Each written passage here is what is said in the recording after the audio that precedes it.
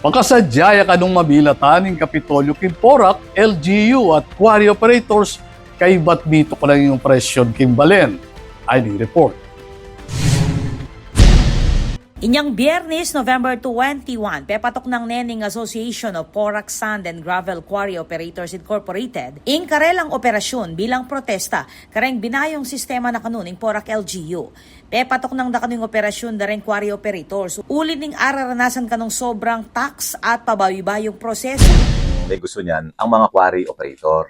Wala tayong desisyon yan, walang desisyon ng Kapitolyo, wala tayong letter na nanggaling sa Kapitolyo na ihinto nila o utos ni Gob o nung naman dito sa Kapitolyo na kusa silang huminto dahil sa kadahilanan na unang-una daw hindi nila makuha yung certification nila sa mayor.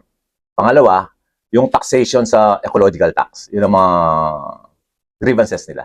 Kikimot ng Kapitolyo bang mamilatan king LGU at kareng quarry operators kay bat pansamantalang mitok ng operasyon dareng 40 quarry operators at 850 haulers manibat inyang Biyernes. May gumpisa intensyon uli ning bayong scheme ning ecological tax ibat king 100 pesos kada truck may ginyang 100 pesos kada 12 cubic meter load na. Agpang kang Engineer Romeo Dungca Jr., overall head ning quarry operation ning Kalam, alapang formal abiso king Kapitolyo, di kilking pa magbayo.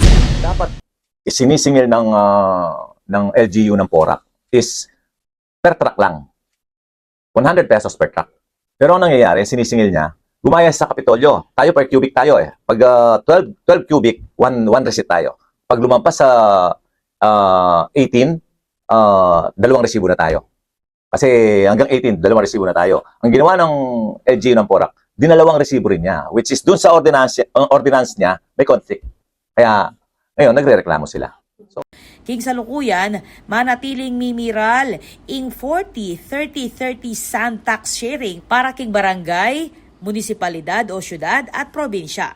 Pepasyag ning Association of Porac Sand and Gravel Quarry Operators na mibalawo sing pansamantalang work stoppage na malyaring lumwat kanu hanggang adwang paruminggo. Florida, marami. Pero malaking kawalan, ma'am. Malaking kawalan. Millions in 2 weeks siguro sa atin siguro mga ang kwenta ko diyan mga 40 million sa Kapitolyo ang mawawala. So sa 40 million, merong siyerang LGU doon, merong siyerang barangay. So malaking nawawala. Kausap namin yung mga trackers kanina sa kanila sa Haulers Association, mga sa 850 na trackers, mga 90 million ang mawawala in 2 weeks.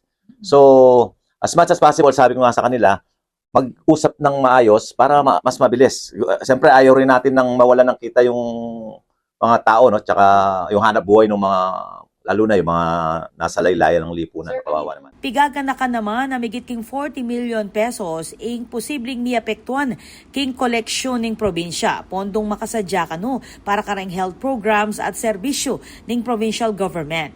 Samantala, mamapila naman i Mayor Jaime Jing Capil para king meto nga dialogo kaya bereng quarry operators kaugnay ning biglang pamanok nang ning operasyon ning grupo.